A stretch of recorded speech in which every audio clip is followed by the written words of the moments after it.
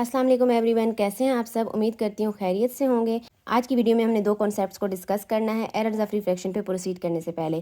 एक होता है ईमेट्रोपिया और दूसरा होता है एमेट्रोपिया। ईमेट्रोपिया और एमेट्रोपिया क्या है और इन दोनों में क्या डिफरेंस होता है। तो सबसे पहले ईमेट्रोपिया को देख लेते हैं। ईमेट्रोपिया में क्या होता है कि जो पैरेलल रेज ऑफ लाइट हैं जो इन्फिनिटी से आ रही होती हैं, ये पैरेलल रेज ऑफ लाइट जब रिफ्रैक्टिंग स्ट्रक्चर्स ऑफ आई के साथ स्ट्राइक करते हैं तो क्या होता है, रिफ्रैक्शन का फिनोमेना होता है। अब रिफ्रैक्शन क्या थी, रिफ्रैक्शन हमने पहले पढ़ा था, जब रेज ऑफ लाइट एक मीडियम से दूसरे मीडियम में एंटर होती हैं तो अपना पाथ चेंज करती हैं, यानी बेंडिंग होती है। जैसे ये देखें, रेज ऑफ लाइट पहले इस मीडियम में है, जब यहाँ से दूसरी मीडियम में एंटर हो रही है तो उनका पाथ चेंज हो रहा है। तो यही रिफ्रैक्शन का फिनोमेना हमारी ह्यूमन आई में भी हो रहा होता है कि जब parallel raise of light infinity से आती हैं तो सबसे पहले रिफ्रैक्टिंग स्ट्रक्चर के साथ स्ट्राइक करती हैं, जिसे कॉर्निया कहते हैं। और यहाँ पे क्या होता है, रिफ्लेक्शन होती है, यानी हल्की सी बेंडिंग होती है, वो अपना पाथ चेंज करती हैं। ठीक है, फिर एंटीरियर चैम्बर से होती हैं, ये एंटीरियर चैम्बर है। एंटीरियर चैम्बर से होने के बाद आगे लेंस से स्ट्राइक करती हैं, और लेंस भी एक रिफ्रैक्टिंग स्ट्रक्चर है।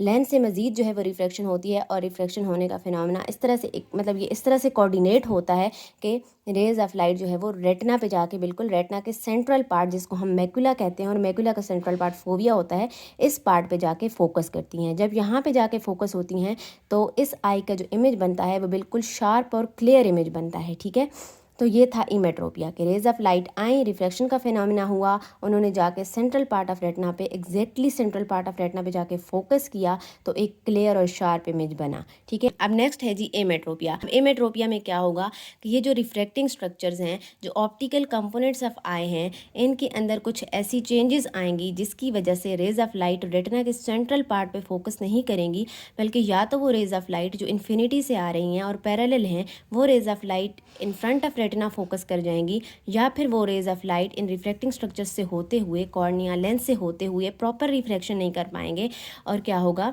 बिहाइंड द रेटिना फोकस कर जाएंगे। जब वो इन फ्रंट ऑफ रेटिना फोकस कर रहे थे तो उस कंडीशन को हम क्या कहते हैं, मायोपिया। जब वो बिहाइंड द रेटिना फोकस कर रहे हैं हम उस कंडीशन को क्या कह रहे हैं, हाइपरमेट्रोपिया। और इसी तरह जब ये रेज ऑफ लाइट आती हैं और एक पॉइंट पे फोकस नहीं होती, बल्कि एक ही टाइम पे मल्टीपल पॉइंट पे फोकस हो रही हैं, ये देखें इधर भी फोकस हो रही हैं, इधर भी फोकस हो रही हैं, और इस पॉइंट पे भी फोकस हो रही हैं, तो मल्टीपल फोसाई जब वो बना रही हैं तो उस कंडीशन में हम क्या कह रहे होते हैं कि एस्टिग्मेटिज्म का फिनोमेना अकर हो रहा है। तो ये मेन डिफरेंस है ईमेट्रोपिया और एमेट्रोपिया के दरमियान।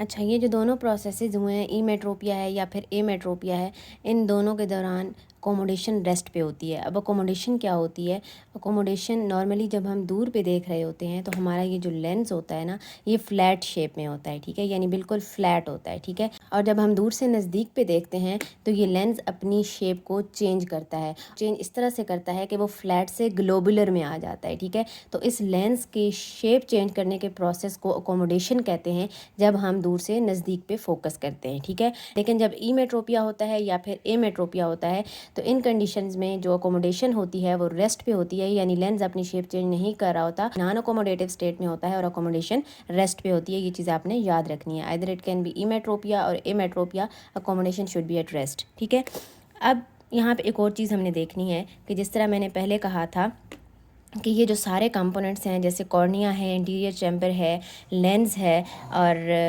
एक्सियल लेंथ, ये सारे ऐसे ऑप्टिकल कंपोनेंट्स हैं, ये वो कंपोनेंट्स हैं जो कि इमेट्रोपिया को कंट्रीब्यूट कर रहे होते हैं। मतलब इनके अंदर किसी न किसी कोऑर्डिनेशन में मसला आता है जिसकी वजह से रेज ऑफ लाइट रेटिना पे फोकस नहीं होती और जो है वो बियॉन्ड या फिर इन फ्रंट ऑफ रेटिना फोकस कर जाती हैं। ठीक है, तो अब वो क्या होता है कि आपने याद रखना है कि कॉर्नियल पावर जो मीन हम यहाँ पे लेंगे वो 43 डायोप्टर होती है। इसी तरह ये जो एंटीरियर चैम्बर है, इसकी डेप्थ की बात हो रही है, एंटीरियर चैम्बर डेप्थ जो मीन होती है वो 3.4 मिलीमीटर होती है, और ये जो क्रिस्टलाइन लेंस है इसकी पावर कितनी होती है, 15 to 20 डायोप्टर जो है ये पावर प्रोवाइड कर रहा होता है। और उसके अलावा जो एक्सियल लेंथ है, एक्सियल लेंथ क्या होती है, टोटल लेंथ ऑफ आई को हम एक्सियल लेंथ कह रहे होते हैं, जो कि फ्रंट ऑफ कॉर्निया से स्टार्ट होकर बैक ऑफ आई तक, ये जो पूरी लेंथ होगी यहाँ तक, इधर बैक ऑफ आई तक, इसको हम एक्सियल लेंथ कहते हैं। और ये एक नॉर्मल ह्यूमन आई, यानी ये जो ईमेट्रोपिक आई है उसकी एक्सियल लेंथ कितनी होती है, 24 मिलीमीटर होती है। ये जो सारे कंपोनेंट्स बताए हैं मैंने, ये नॉर्मल ह्यूमन आई यानी ये जो ईमेट्रोपिक आई होती है उसके बताए हैं कि ये सारी ये जो रीडिंग्स हैं, ये वैल्यूज़ हैं, ये ईमेट्रोपिक आई पे अप्लाई होती हैं। लेकिन अगर इन वैल्यूज़ में कोई फ्लक्चुएशन आती है और आपस में कोऑर्डिनेशन नहीं हो पाती तो उस केस में क्या होता है, वो फिर एमेट्रोपिया हो जाता है। ठीक है, तो गाइस आज के लिए इतना ही। नेक्स्ट वीडियो में हम errors of refraction like myopia, hypermetropia, astigmatism और प्रेसबायोपिया को डिटेल में डिस्कस करेंगे। आज की वीडियो से रिलेटेड अगर आपका कोई क्वेश्चन है तो you can ask in the comment section. बाकी थैंक्स फॉर वॉचिंग। अल्लाह हाफिज़।